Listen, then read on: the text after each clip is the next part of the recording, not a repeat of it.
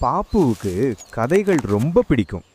பழைய கால ராஜாக்கள், பெரிய கோவில்கள், வீரமும் தர்மமும் நிறைந்த கதைகள் கேட்டா அவனுடைய கண்கள் மின்ன ஆரம்பிச்சிடும்.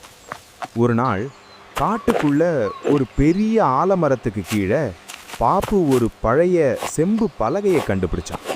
அதில் பொறிக்கப்பட்டிருந்தது சோழர் கால எழுத்துகள். இந்த ராஜா யார்? அவர் எப்படி இருந்திருப்பார்னு பாப்புவின் மனசுல நிறைய கேள்விகள் எழுந்தது. பாப்பு அந்த செம்பு பலகையை தொட்ட உடனே ஒரு பிரகாசமான ஒளி, சுற்றியுள்ள உலகமே சுழல ஆரம்பிச்சது. அடுத்த நொடி பாப்பு நின்னது ஒரு பிரம்மாண்டமான கல் கோவிலுக்கு முன்னாடி. உயரமான கோபுரங்கள், அழகாக செதுக்கிய தூண்கள், கல்லில் சொல்லப்பட்ட கதைகள். அது சோழர் காலத்து ராஜ்யம். சுற்றிலும் வீரர்கள், யானைகள், குதிரைகள், எல்லாருடைய முகத்திலும் தைரியம், ஒழுக்கம். ஒரு வீரன் பாப்புவை பார்த்து கேட்டான், நீ யார் குட்டி உயிரே?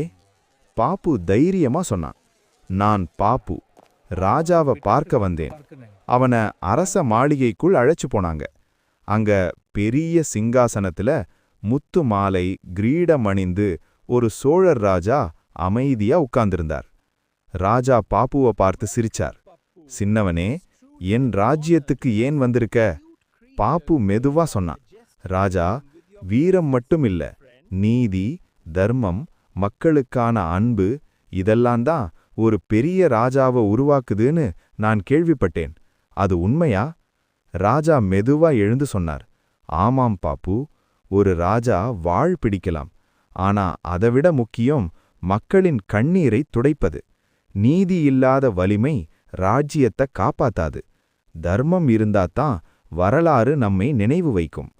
அந்த வார்த்தைகள் பாப்புவின் மனசுல ஆழமா பதிஞ்சது. மீண்டும் அந்த ஒளி.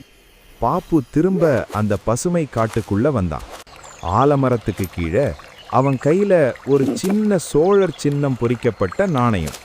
பாப்பு சிரிச்சுக்கிட்டே சொன்னான், வரலாறு கதை மட்டும் இல்ல, நம்மை நல்ல மனிதனா மாத்திர பாடம்.